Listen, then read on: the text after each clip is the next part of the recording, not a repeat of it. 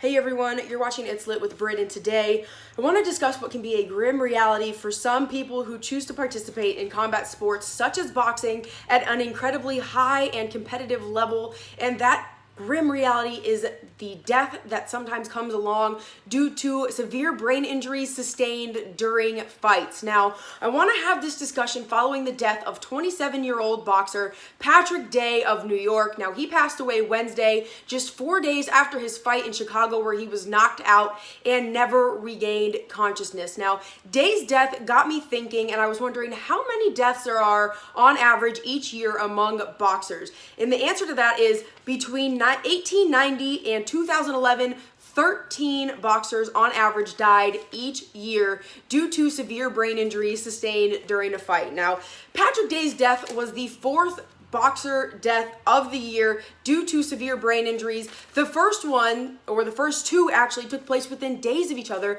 back in July. The first one was 28-year-old Maxim Dadashev, who passed away 4 days following his fight in Maryland. Now, some may remember his trainer was pushing him to throw in the towel, but he refused to, and upon leaving the ring and on his way back to the locker rooms in the back, he collapsed and never regained consciousness. Just a couple days later, though, 23-year-old Hugo Alfred Santillan passed away 5 days after his fight in Buenos Aires due to a similar injury. Now, in September, we also had 21-year-old Boris Stanchov of Bulgaria, who was fighting under his cousin's license, pass away during a fight in Albania. So it happens, but recent data has shown a steep decline in the number of boxing-related deaths in recent years, but it is a factor that is always going to be lingering. It's one of those dark things that, you know, there's always a possibility of happening due to the nature of the sport. But this is something I want fans to keep in mind when they're watching fights. These fighters and these athletes put their lives on the line each and every time